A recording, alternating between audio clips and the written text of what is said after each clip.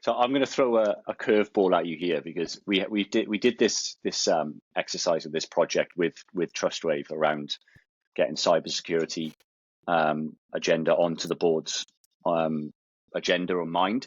Yeah. But and one of the things that came out of that was obviously storytelling and being able to bring it back down to sort of what they will understand. And you mentioned there about the reputation cost and everything like that. But just going back to your comment at the beginning of this podcast of seeing the good, bad, and ugly, is there one ugly or bad that stands out for you that possibly, going back to that storytelling side of things, that you can relate it to when speaking to a board? Is there one that stands out maybe for you that's right, that was pretty ugly or pretty bad? So there's many, but the one that I do like is for a large bank on the continent, and we were performing a red team engagement. So it was us trying to hack into their organization, sort of almost no holes barred, just get in and do what you need to do. But we were also doing a social engineering experiment as well. So we're physically trying to get into that bank as well.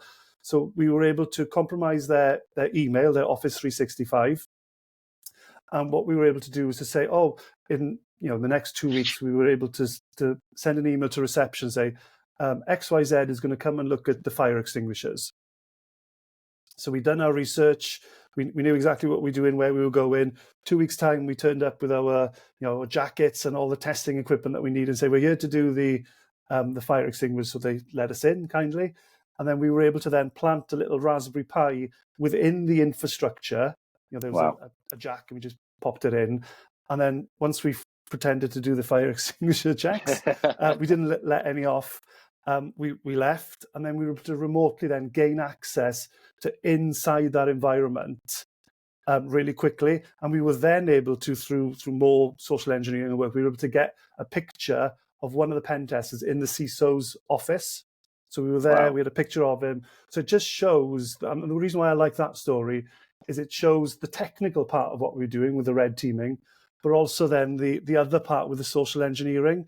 Because sometimes, and I do this myself, we think, right, hack on the computer, that's the only way to do it. But sometimes it's a combination of 2 or 3 different things that's going to get you into an environment.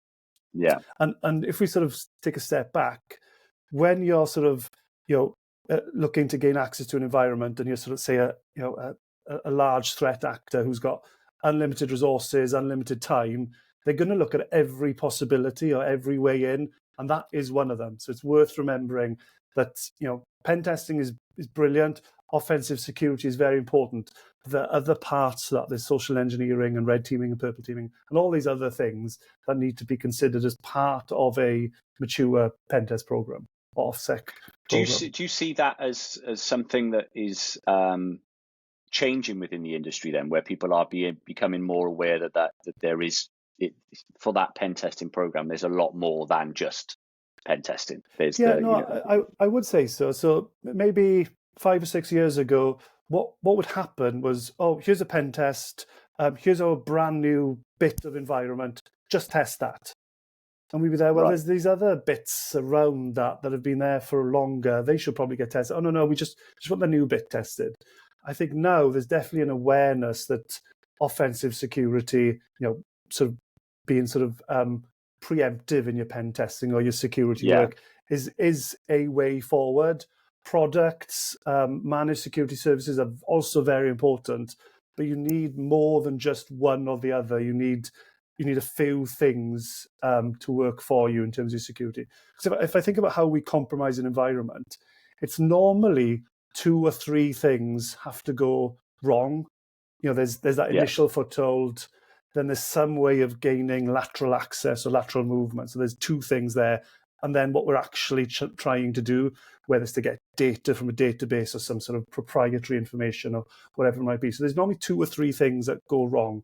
Whereas, if you're just doing MSS, you're putting all your eggs in one basket, get that other side of that program into action is how I would describe it.